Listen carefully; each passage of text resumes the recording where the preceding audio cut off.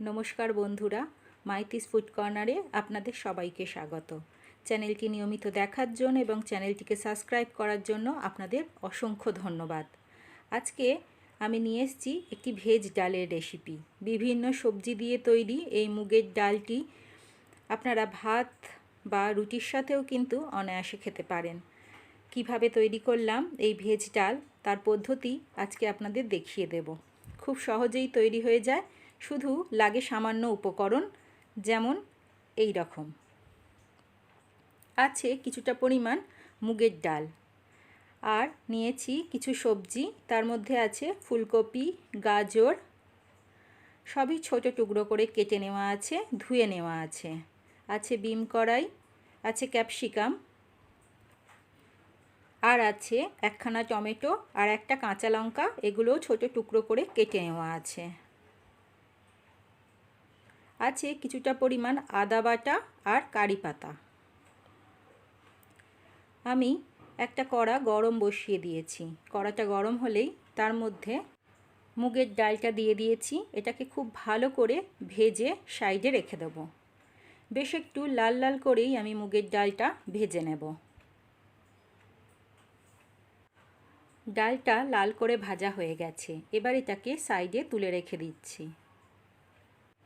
ডালটা কুকারে 2টো সিটি দিয়ে সাইডে রেখে দিলাম। এবার আবার আমি একটা কড়া বসিয়ে নিয়েছি। কড়াটা গরম হলে এর মধ্যে অল্প পরিমাণ সরষের তেল দিয়েছি। সমস্ত সবজিগুলোই একে একে দিয়ে হালকা লাল করে ভেজে নেব। প্রথমে ফুলকপিটা দিয়ে দিলাম। এবার একে একে বিম কড়াই, গাজর দিয়ে দিয়েছি। এগুলোকেও হালকা লাল করে ভেজে নেব। হালকা লাল করে ভাজা হয়ে গেলে কুকারের মধ্যে এই সবজিগুলো দিয়ে আবার আমি 2খানা সিটি দিয়ে দিচ্ছি। 2খানা সিটি দিয়ে সমস্ত কিছু সাইডে রেখে দেব। মোট আমি এখানে 4খানা সিটি দিচ্ছি ডালটায়। কড়াটা আবার আমি নিয়ে নিয়েছি। কড়াটায় অল্প পরিমাণ তেল আছে, এর মধ্যে আরও একটু তেল দিয়ে দিলাম। তাতে অল্প পরিমাণ জিরে দিয়েছি। তেলটা গরম হয়ে যাওয়ার পরেই জিরেটা দিলাম। একটা তেজপাতা, একটা শুকনো লঙ্কাও ফোড়নের জন্য দিলাম। সমস্ত কিছু হালকা করে নাড়াচাড়া করে নিচ্ছি। এবার কেটে রাখা ক্যাপসিকামের টুকরোটা দিয়ে দিলাম, আর সঙ্গে দিলাম কারি পাতা। সমস্ত কিছু ভালো করে একটু নাড়াচাড়া করে নিচ্ছি। হালকা ভাজা ভাজা করে নিয়ে এর মধ্যে কেটে রাখা টমেটো আর কাঁচা লঙ্কাটা তুলে দিচ্ছি। এবার বেশ ভালো করে এটাকে নাড়াচাড়া করে নেব। বেশ একটু নাড়াচাড়া করে নিয়ে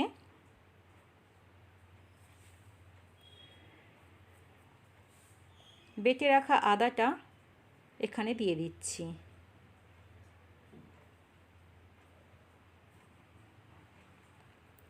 আদাটা দিয়ে এটাকেও সমস্ত কিছুর সাথে ভালো করে মিশিয়ে নিতে হবে।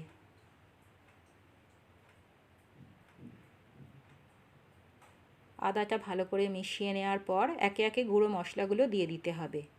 মশলাদানের চামচের 1 চামচ ধনে জিরে গুঁড়ো, 1 চামচ হলুদ গুঁড়ো, 1 চামচ লঙ্কা গুঁড়ো আর পরিমাণ মতো লবণ দিয়ে ভালো করে নাড়াচাড়া করে নিচ্ছি। মশলাটা যাতে পুড়ে না যায় তার জন্য অল্প পরিমাণ জল এখানে দিয়ে দিচ্ছি। জলটা দিয়ে মশলাটা এবার ভালো করে আমি একটু কষিয়ে নেব।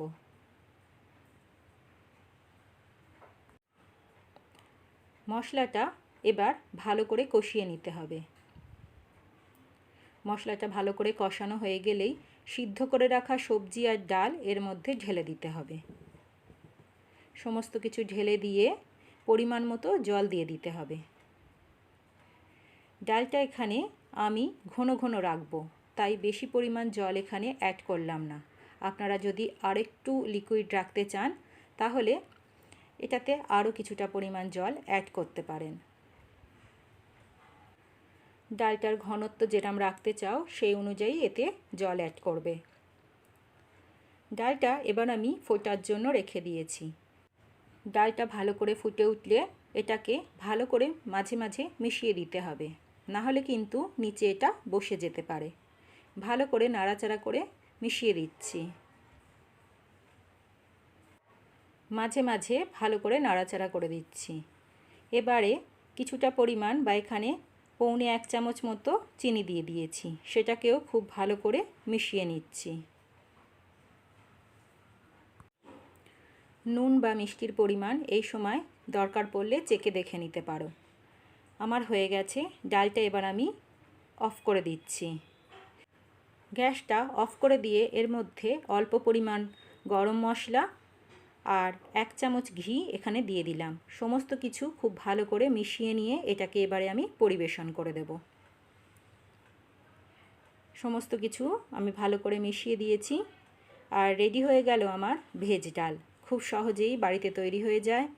আপনারা প্রত্যেকেই ট্রাই করে দেখবেন, কেমন হয়েছে আমাকে অবশ্যই জানাবেন। রান্নাটা যদি ভালো লাগে তাহলে অবশ্যই একটা লাইক করে দেবেন, ভিডিওটা বন্ধু বান্ধবদের মধ্যে শেয়ার করে দেবেন আর মনে করে চ্যানেলটা প্রত্যেকেই সাবস্ক্রাইব করে নেবেন। ধন্যবাদ।